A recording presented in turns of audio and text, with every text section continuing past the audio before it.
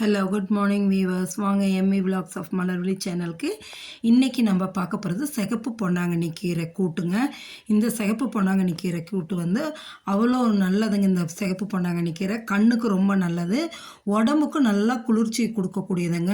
ஆமாம், அவ்வளோ குளுமையாக இருக்குங்க. இந்த கீரையை நான் எங்கேருந்து எடுத்துகிட்டு வரேன் பாருங்கள், நம்ம தோட்டத்தில் இருந்து தாங்க. பாருங்கள், அப்படியே ஃப்ரெஷ்ஷாக பறிச்சுட்டு வந்து அப்போவே நம்ம செய்ய போகிறோங்க. அவ்வளோ சூப்பராக இருக்குங்க. நீங்களும் இந்தமாரி கீரையை வாங்கிட்டு கடையில் வாங்கினீங்கன்னா ஆஞ்சி எடுத்துகிட்டு அந்த ஸ்டெம்மை வந்து நட்டு வச்சுடுங்க. நட்டு வச்சிங்கன்னா நல்லா வந்துடும். நம்மளுக்கு ஒரு 15 நாளைக்கு ஒரு தடவை வீட்டுக்கு சமைக்கிறதுக்கு நல்லா ஆர்கானிக்காக கிடைக்கும். நீங்களும் அதுமாரி செஞ்சு பாருங்கள், சரிங்களா? வாங்க இப்போ நம்ம செய்வோம். இந்த கீரையை ஆஞ்சி எடுத்து நல்லா கழுவி வச்சுட்டேங்க. சின்ன வெங்காயம் நிறையா நறுக்கி வச்சுட்டேன். 4 மிளகாய் கிள்ளி வச்சுட்டேங்க. ஒரு கட்டி பூண்டு நல்லா நசுக்கி வச்சுருக்கேங்க இடித்து. ஒரு கொத்து கருவேப்பிலை எடுத்து வச்சுருக்கேங்க. இதை வச்சு நம்ம இந்த கீரை கூட்டு செய்ய போகிறோம். வாங்களேன். கீரை வேணுன்னா நீங்கள் நறுக்கிக்கலாம். நான் நறுக்காமல் தான் அப்படியே கழுவி வச்சுக்கிட்டேன், சின்ன சின்ன இதெல்லாம் இருக்குன்னு. வானலை வச்சு நெய் தான் நான் ஊற்றி தாளிக்கிறேங்க. இந்த கீரை கூட்டுக்கு நல்லா இருக்குன்னு. இது ஆப்ஷன் தான். நீங்கள் நெய் வேண்டான்னா எண்ணெய் கூட ஊற்றிக்கலாம், சரிங்களா? நான் கொஞ்சம் நெய் ஊற்றி தாளித்தா நல்லா வாசமாக நல்லா இருக்குமேனு ஊற்றிக்கிட்டேங்க.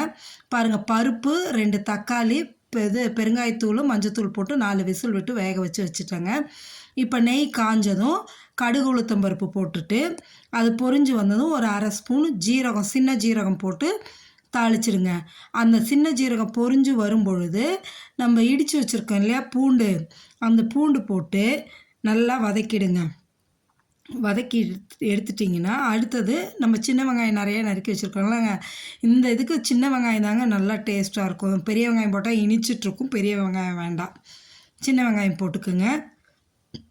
அதோட இந்த வரமிளகாய் கிள்ளி வச்சதையும் போட்டு நல்லா வதக்கி எடுங்க, கருவேப்பிலையும் போட்டு.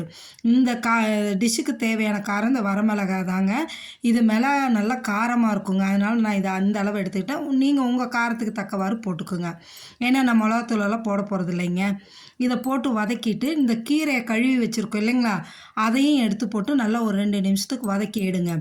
வதக்கி எடுத்துட்டு அதில் வந்து ஒரு 1/2 டம்ளர் மட்டும் தண்ணி ஊற்றுங்க இந்த கீரை வேகிறதுக்கு, சரிங்களா? 1/2 டம்ளர் தண்ணி ஊற்றி கீரை வெந்து வரட்டும்.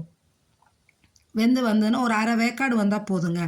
அதுக்குள்ளே நம்ம என்ன பண்ணலான்னா, பருப்பு வேக வச்சு வச்சுருக்கோம் இல்லைங்களா, அந்த தக்காளி தெரியாத அளவுக்கு நல்லா மசிச்சு எடுத்துருங்க. கரண்டி வச்சே மசிச்சுக்கலாம். நம்ம ஒன்றும் இது வச்சு கடைன்னு ஒன்றுலாம் இல்லைங்க. கரண்டி வச்சு அமுத்தி மசித்தோம்னாவே நல்லா மசிஞ்சு வந்துடுங்க. இப்போ இந்த கீரை நல்லா 1/2 டம்ளர் தண்ணி ஊற்றி 1/2 வேக்காடு வந்ததும் அந்த பருப்பை எடுத்து, நம்ம மசிச்சு வச்சுருக்க பருப்பை எடுத்து இதில் ஊற்றிடலாங்க. ஊற்றிட்டு நல்லா கிளறி கொடுத்துருங்க. கிளறி கொடுத்து அந்த திக்னஸ் வந்து கொஞ்சம் இதாக இருக்கும், அடி பிடிச்சிடும். அதனால் இந்த பருப்புக்கும் இந்த கீரைக்கும் தேவையான அளவு உப்பு போடுங்க. ஆனால் இந்த கீரையும் பருப்பும் வந்து அதிக அளவு உப்பு இழுக்காதுங்க, அதனால் உப்பு கம்மியாகவே போடுங்க, நிறையா போட்டுறாதீங்க. போட்டுட்டு இது கொதிக்கிறதுக்கு நல்லா கொதித்து வரத்துக்கு கொஞ்சம் தண்ணி ஊற்றி நல்லா கொதிக்க விட்டுடலாம். கொதிக்க விட்டுட்டு நீங்கள் இதை வந்து சைட் டிஷ்ஷாக தொட்டுட்டு சாப்பிட்ற மாரி இருந்தால் நல்லா கொஞ்சம் ட்ரை கன்சிஸ்டன்சி வர வரைக்கும் விடலாங்க. நான் வந்துட்டு சாதத்தில் போட்டு சாப்பிட்ற மாரி தாங்க, பிசைஞ்சு சாப்பிட்ற மாரி தான் செய்கிறேன். அதனால் கொஞ்சம் செமி கன்சிஸ்டன்சிலேயே நான் எடுத்துட்றேங்க. இப்போ கீரை வந்து நல்லா முழுசாக வெந்துருங்க. இந்த ஸ்டேஜில் உங்களுக்கு வேணும்னா 2 தேங்காய் பத்தை அரைச்சி ஊற்றிட்டிங்கன்னா இன்னும் டேஸ்ட் நல்லா இருக்குங்க. நான் தேங்காய் போடல, எங்கள் வீட்டில் தேங்காய் ஆகாதுங்க, அவங்களுக்கு வேண்டாமாங்க, அதனால் தேங்காய் போடாமல் இறக்கிட்டேங்க. சூப்பரான சிகப்பு பொன்னாங்கண்ணி கீரை கூட்டு அவ்வளோ டேஸ்ட்டாக நல்லா இருக்குங்க, உடம்புக்கும் ரொம்ப நல்லதுங்க. நீங்களும் மறக்காமல் இதை செஞ்சு சாப்பிட்டு பார்த்துட்டு எப்படி இருக்குன்னு எனக்கு கமெண்ட் செக்ஷனில் சொல்லுங்கள். இந்த வீடியோவை உங்கள் ஃப்ரெண்ட்ஸ் அண்ட் ரிலேட்டிவ்ஸ்க்கு ஷேர் பண்ணுங்கள். மறக்காமல் நம்ம சேனலை சப்ஸ்கிரைப் பண்ணுங்கள், லைக் பண்ணுங்கள், ஷேர் பண்ணுங்கள். Okay, thank you viewers.